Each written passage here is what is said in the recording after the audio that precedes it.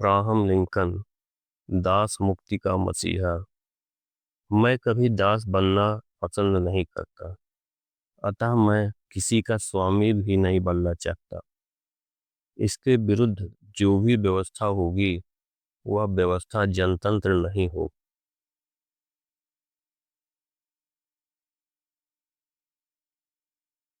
जीवन गाथा अध्याय 1।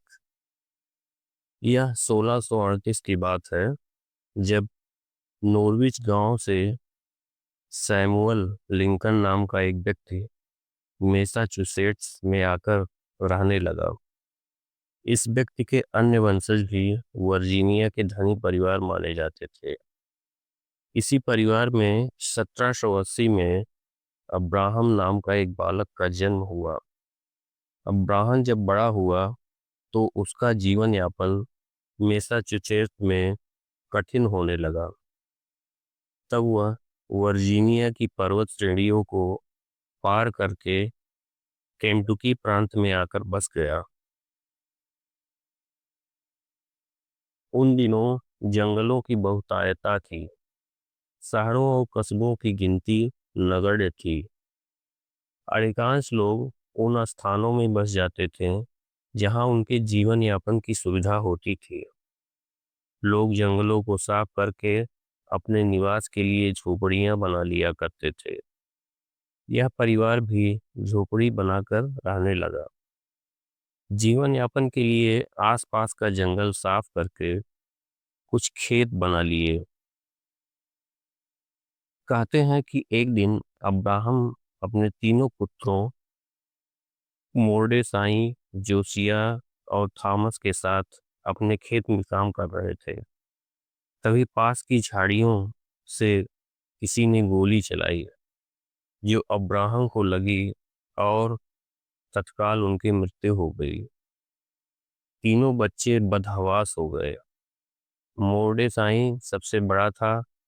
वह तत्काल पास स्थित घर की ओर भागा और जोसिया निकटवर्ती किले की ओर भागा।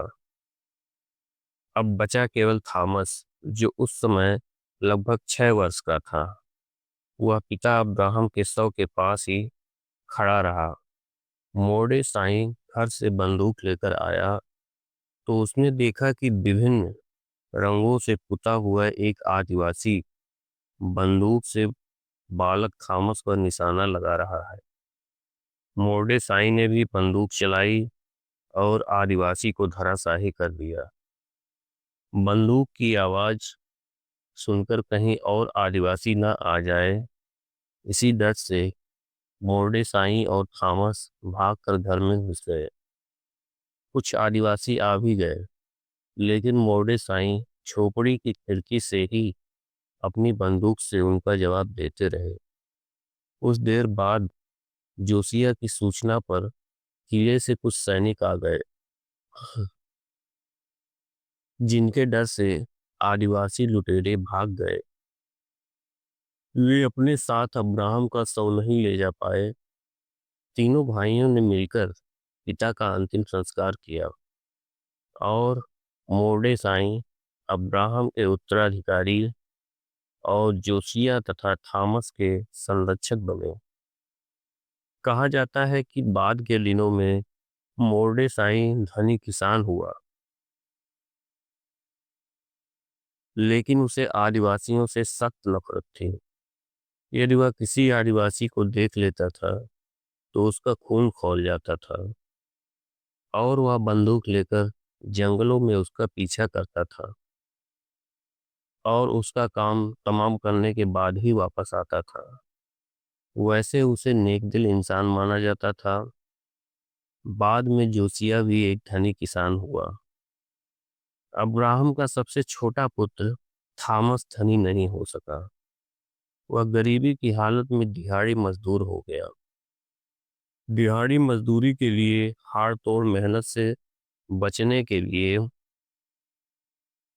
वह अपने इलाके के जाने माने बढ़ई जोसेफ हैक से बढ़ईगिरी सीखने लगा। काम करते करते वह जोसेफ की भतीजी नैन्सी हैक से प्यार कर बैठा। कहते हैं नैन्सी सुंदर थी और इसी सुंदरता पर थॉमस मोहित हो गए थे। बाद में दोनों का प्यार शादी में बदल गया। थॉमस नैन्सी को लेकर घर आए। कुछ दिनों तक थॉमस ने बढ़ईगिरी का काम किया, लेकिन यह धंधा उन्हें रास नहीं आया, क्योंकि बढ़ईगिरी के लिए समान आकार प्रकार की लकड़ी की चिराई और गढ़ाई करनी पड़ती थी। यह कारीगरी और मेहनत का काम था। उन्होंने बढ़ईगिरी का काम छोड़ दिया और पुनः दिहाड़ी मजदूर के रूप में काम करने लगे। शादी के कुछ माह बाद थॉमस के घर खुशियां आई और एक पुत्री का जन्म हुआ। पुत्री का नाम साराह रखा गया। थॉमस का पारिवारिक जीवन जैसे तैसे चल रहा था। तभी उन्हें एक पुत्र रत्न की प्राप्ति हुई, जिसका नाम उसके दादा के नाम पर ही अब्राहम रखा गया। इस प्रकार अमेरिका के 16वें राष्ट्रपति अब्राहम लिंकन का जन्म केंटुकी प्रांत के होजेनविले गांव के खेत में स्थित एक झोपड़ी में 12 फरवरी 1809 को हुआ। कहते हैं जन्म के समय बच्चे का रूप और डील डौल अच्छा नहीं था। प्रसव में भी नैन्सी को बहुत कष्ट हुआ था। बचपन। लिंकन के बचपन में कोई असाधारण घटना नहीं घटी। गरीब परिवार में अन्य बच्चों की तरह ही अपनी बहन साराह के साथ खेलते कूदते उनका जीवन बीतने लगा। पिता थॉमस गरीब थे, अतः परिवार का भरण पोषण बड़ी मुश्किल से होता था। बच्चों को कपड़े नसीब नहीं थे। झोपड़ी भी टूटी रहती थी। सर्दी के दिनों में तो परिवार अधिकांशतः आग जलाकर गुजर बसर करता था। कहा जाता है कि यह परिवार इतना गरीब था कि नैन्सी कपड़े जंगली कांटों से सी लेती थी। कुछ दूर स्थित एक गरीब किसान के घर नैन्सी काम करने जाती थी। थॉमस मजदूरी के अलावा शिकार में भी माहिर थे। वे हिरण का शिकार बड़ी चतुराई से करते थे। मछली पकड़ना उनका शौक था। थॉमस का परिवार हिरण की खाल पहनता था। बालक लिंकन भालू की खाल ओढ़कर रात को सोता था।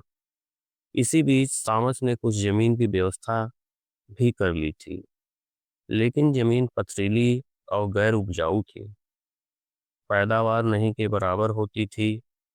बरसात के दिनों में कुछ मक्की की फसल अवश्य हो जाती थी।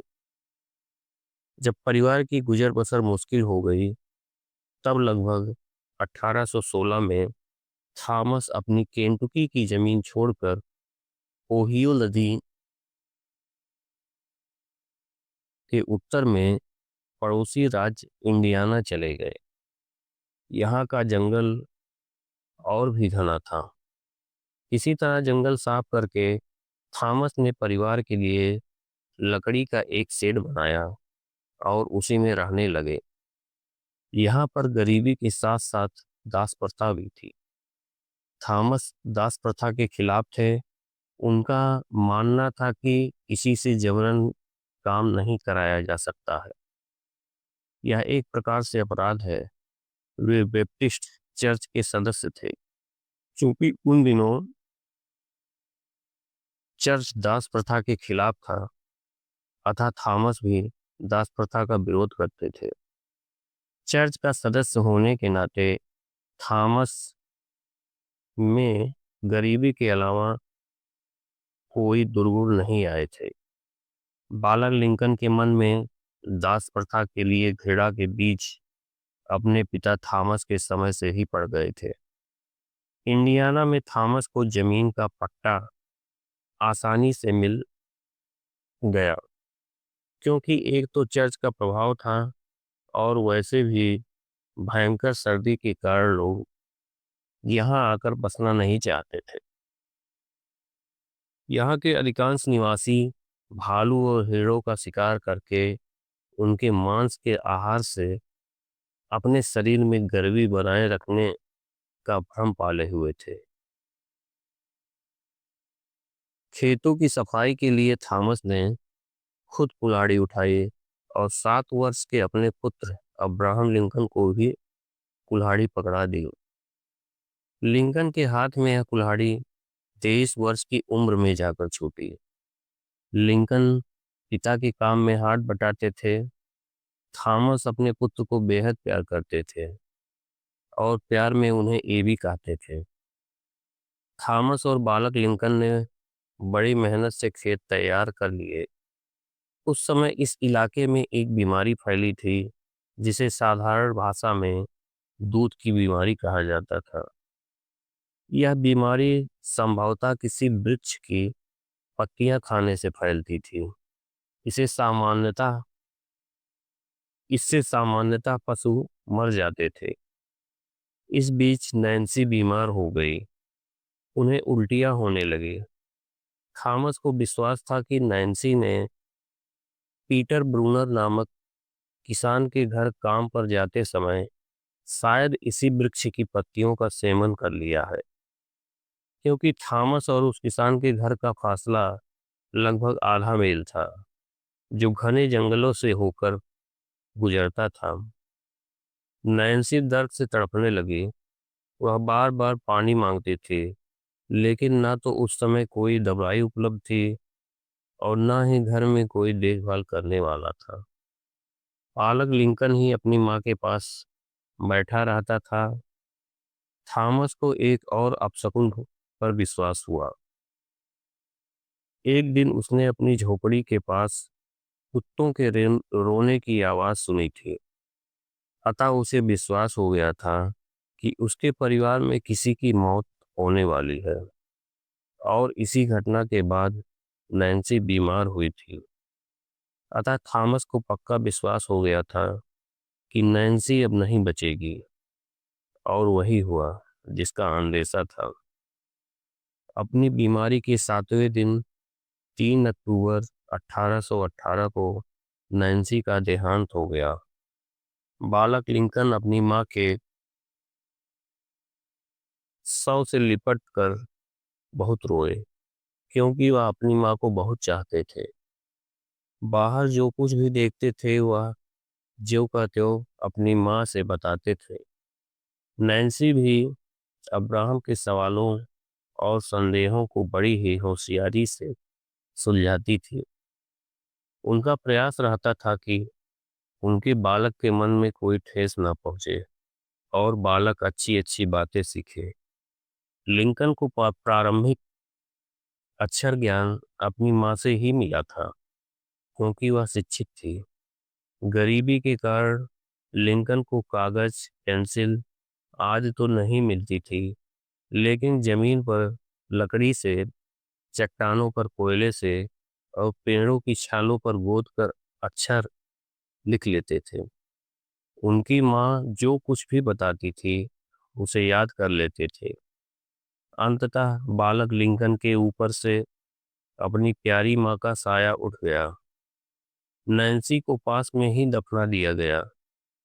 काफी दिनों तक बालक लिंकन अपनी माँ की कब्र पर जाकर रोता रहता था, लेकिन उसे ढाढ़स बंधाने वाला कोई नहीं था। बालक लिंकन की देखभाल का जिम्मा उसकी बड़ी बहन साराह पर आ गया था।